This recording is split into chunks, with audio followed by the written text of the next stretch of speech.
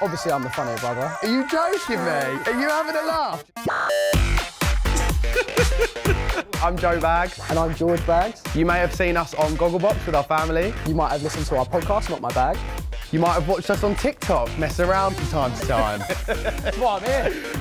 We are here to grill an unsuspecting BBC News correspondent about a topic in the news. They have no idea how hard we're going to go in on them. I'm not holding back with these questions. We're going to ask anything we want. We're going to cut through that news lingo. Let's do it.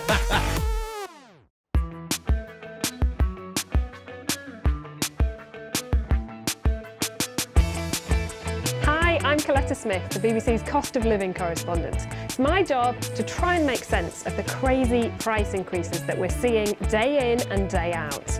I am prepared for a grilling today, but I've absolutely no idea which celebrity guest is going to be putting me through my paces.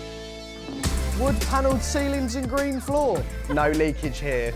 You might be living with a weirdo. So shall I just go home? Hey.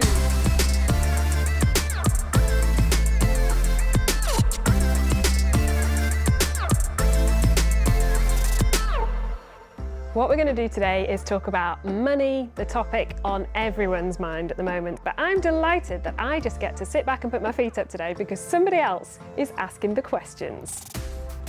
Hi. Hello. How are you? Good. Wow, the two of you. Lovely to meet you. Joe. Joe. I'm George, nice to meet you. Hello, George. How are Nice to you? meet Sorry, we're Coletta. huggers. Well, I'm a hugger too. Oh, yeah, Good. All good. good. I'm glad. Joe and George. Yes. Right, that way around. Yes. Lovely to meet you. Come and have a This seat. looks Anyway, exciting. come and have a Nice. seat. Right, George, you might have to sit We have to here. sort of Yeah, sit, go. sit in a I row. think we got.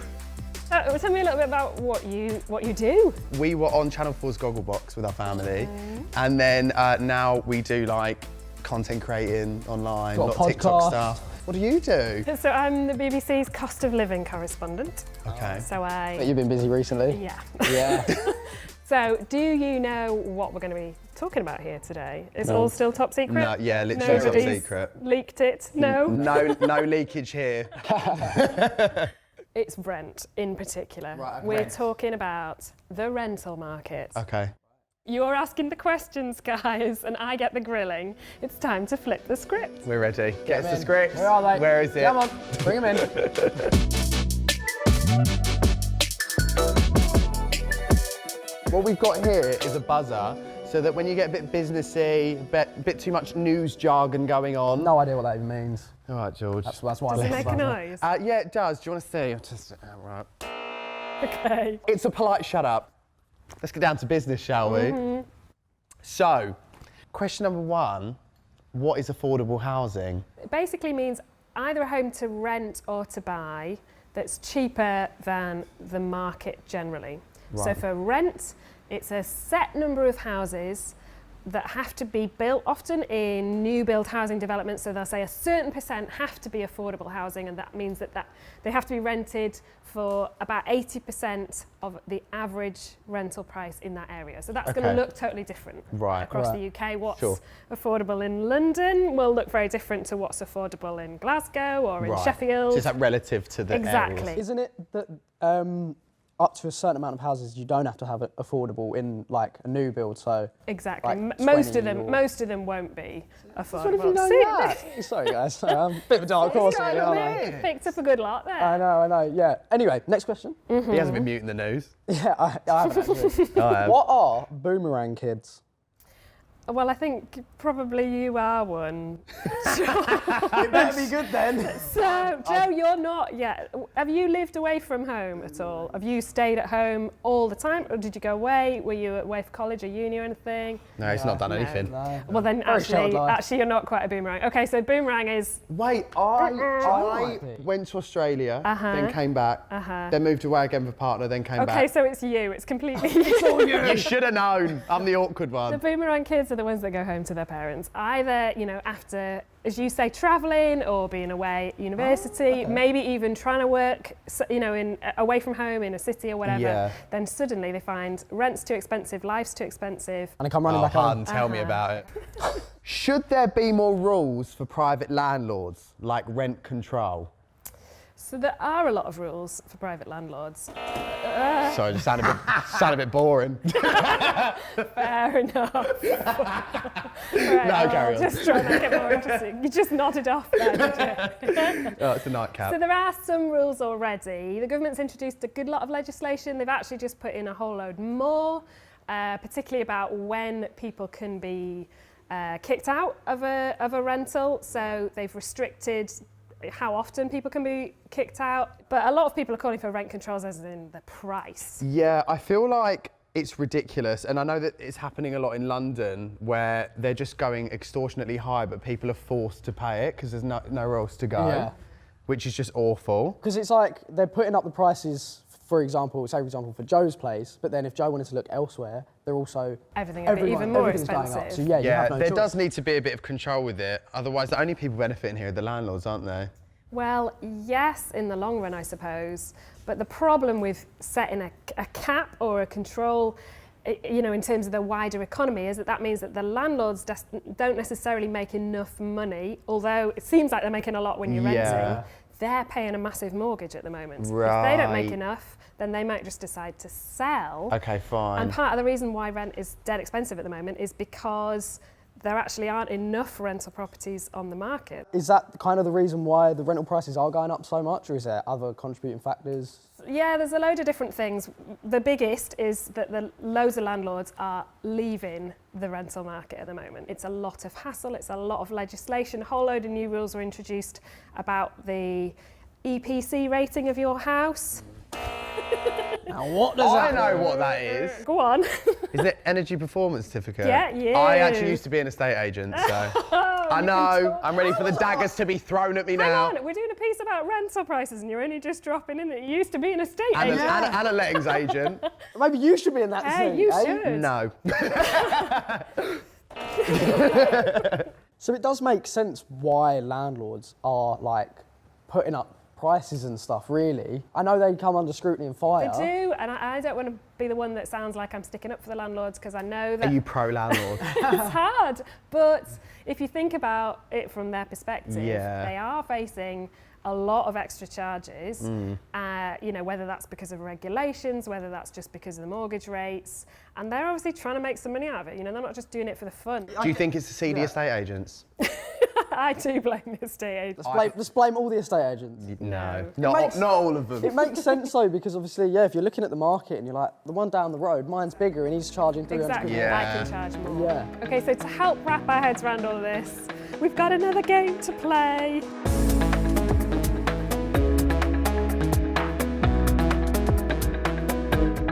This is cool. Okay. It's a game of Guess the Rent, and you have to play separately, round 1 and round 2, so this is a head-to-head really You go between the first. two I'm of going you. first. Fine. Are you ready, George? Bring it on. So here is the first property. It's in Climpy in Scotland. It's a cottage with 4 beds, recently renovated, underfloor heating. How much do you reckon it'd be per month? Bit of a stab in the dark. 1,500 quid a month. Much lower. Lower. Lower than that. Are you joking? Scott. 825 a month. Oh, it's double. That's a steal. Okay, that's your starting point. Okay. So I'm going to turn over the next one, and you need to say whether 800 the quid for my starting price point. All right. is going to be higher or lower for a property in the Lake District. It's a bungalow, 2 beds, lovely views from the garden, mind. Less, yeah. I'm gonna go less. It's a little bit higher. It's those lovely views in the lakes. Oh God. Next one, what do you think? This one's in Brighton. It's a double bedroom. So you're sharing with someone else, and that person's a big fan of fast food and sci-fi. You might be living with a weirdo. I think more because I live with someone like that. This one was 850. Higher or lower Higher. than It's 850? Brighton by the sea. It's a little bit lower. So wait, so you've lost them all so far? Yes. So this one was 800 Okay. in Brighton. What about in Salford? 7. Terrace house, 7 beds, wood panel ceiling, green tiles throughout the property. I think that's lower. 7 beds. You sure? 7 You don't want to beds. rethink Wood that one panelled again? ceilings and green floor. You don't like the sound of it, okay? No. So you think it's lower? I think it's lower. It's Plain much sweet. higher. That one is 4,000 a month. In fact, just a little bit over that. So I'm afraid, yes, unfortunately, you did get all of those wrong. Wow. But it shows, I suppose, there's a big difference, right the way across the UK, and maybe stuff that you don't expect. Okay, Right, yes. so you're up. Ready. First one. Whoop, Llanidloes. You've got a double bedroom here. How much do you reckon they would charge? £5.50. Bit more than that, but not too much more. 625. So is this one going to be higher or lower? In Manchester, it's only a flat, but it's 3 beds. It's fully furnished and it's got its own electric car charging port. I'm going with higher. Yes, most definitely correct. Well, I've already beaten George, so shall I just go home? This is nearly 2,000 a month. Blimey, that is So a lot that's still. a huge jump. What do you reckon to the next one? Notting Hill in London. Oh, this one's gorgeous. only a studio flat rather than a 3-bed. It's everything you can need, but it's all in one room. I want to say higher. Sure. Positive. Final answer. Correct. Yes. It's 8,000 per calendar month. That is disgusting. insane. That is disgusting. Which is a lot more. What about in £8,000. Sheffield though? You've got a mansion of 6 beds, dining room for 14 guests, and a parking lot for 5 cars. I would like to go with lower. Lower than Notting Hill? Yes. Correct! I got all these ones and I didn't get any of my own. Thank you. It's the estate agent in me. So the one in Sheffield was 5,500 per calendar Still month. a lot. Still a But lot then of also money, you get a but six- you're getting a lot That for is your money, crazy for Notting Hill. isn't it? Eight grand. 8 grand. For a studio flat. It's one. That's all That for is one room. absolutely wild. How does the UK rental market compare to like Europe? You know, because if I can't rent properly here, I might want to go to Italy. Do you know what I mean? And does what's happening here affect Europe? Are we like, have we got that much of a play in it? So we're seeing inflation go up everywhere, across Europe as well. So prices will be increasing across Europe, and especially those energy bills will be increasing. But in most European countries, the level of home ownership is quite low, particularly in Central Europe. So people will be in a rental property, you know, they'll go into it in their 20s and they'll still be in the same property often in their 60s or 70s. No way. The idea is you rent a home for life and the rent is much lower, you have longer protection. Okay. You can't get booted out in the same way, and often the price you sign for is the price it stays at. So that's why Really? people are reluctant to move. So your advice is flee. Run.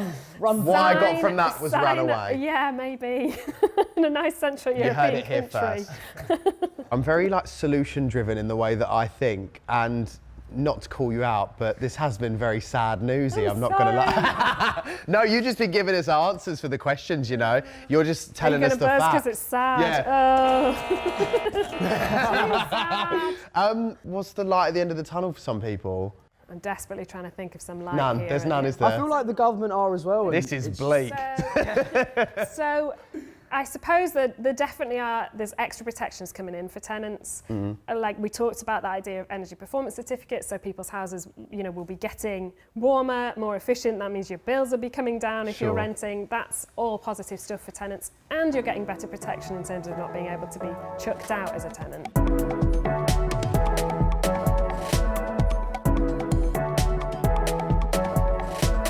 We're talking about something else as well today, not just rental prices, but you're going to have to guess it, just Okay. like you did the first time round. It's not a music round this time, it's an emoji round. Emoji round. Okay. Okay, I'm ready. This is ludicrously, Very Gen Z ludicrously millennial. easy. You Okay. guys will get it in 2 seconds, no pressure. Are you sure? Oh, Okay. Yeah, don't do that. that is a lot So of pressure. topic is Property ladder. As if you got that before me. Did I get that? I'm embarrassed. yep. I was going to say house ladder, but I thought that doesn't make sense. That is kind of, yeah. I was looking at the house- tree. The first thing I looked at was the the tree. I'm tree. saying No, like. it's not the tree ladder, it's the housing ladder. Okay, Cool. Property ladder. The property housing ladder. Fine. So that's our next. Fine. Now it's you guys to ask the questions again. Then. Let's flip the script, babe. Let's flip the script. What are the benefits of owning a property over renting?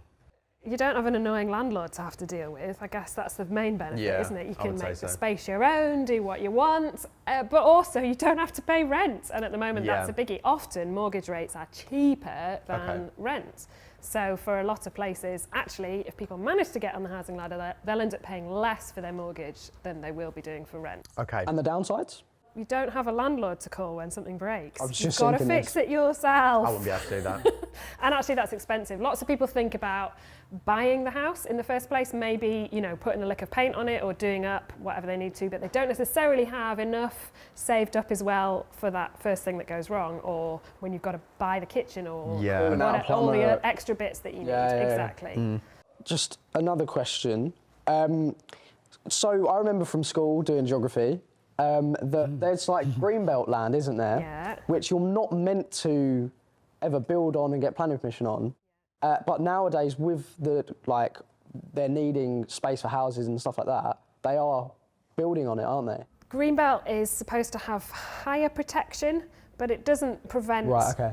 there ever being planning approval, even on greenbelt land. So often councils would prefer that you converted, like, you know, a derelict site. Why don't we build the Right. houses here instead? Yeah. Because this is an easier place to get that permission passed, and we like our green fields. But as you say, the UK population is growing, so we need more houses somewhere. So who decides how expensive mortgages are?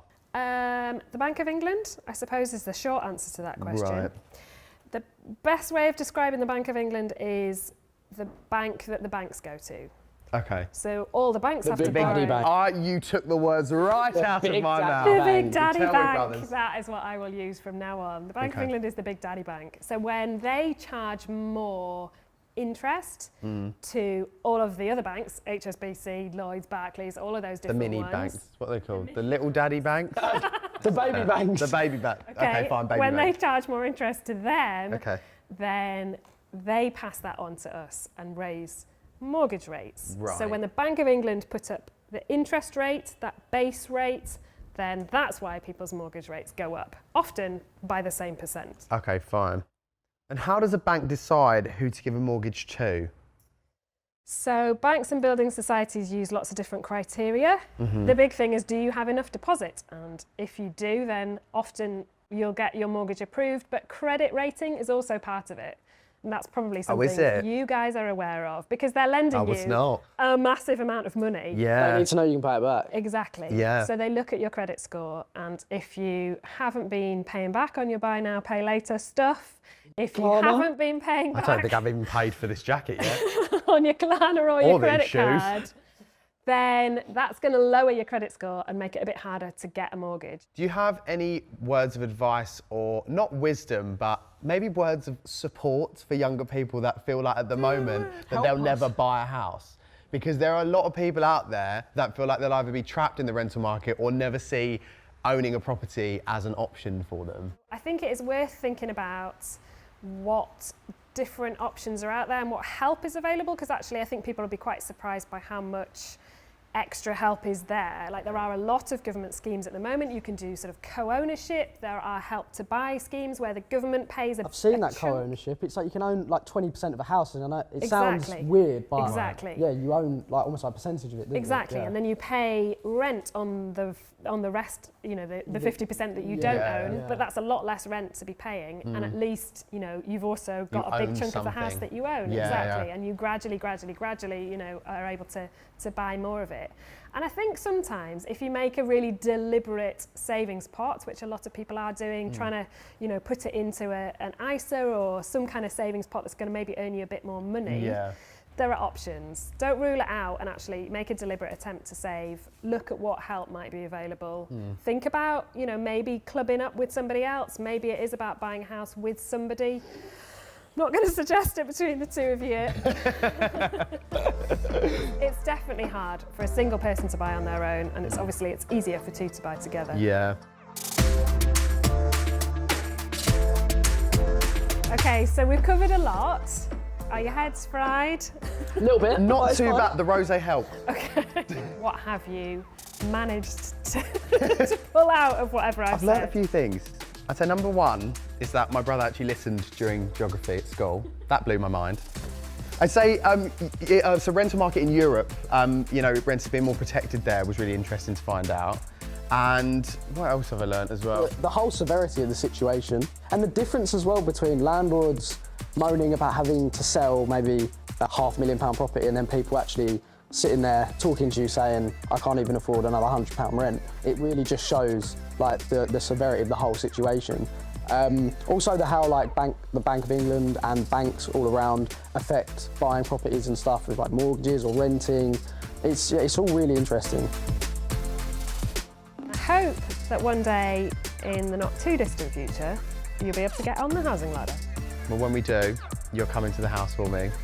You bring in some of that rosé.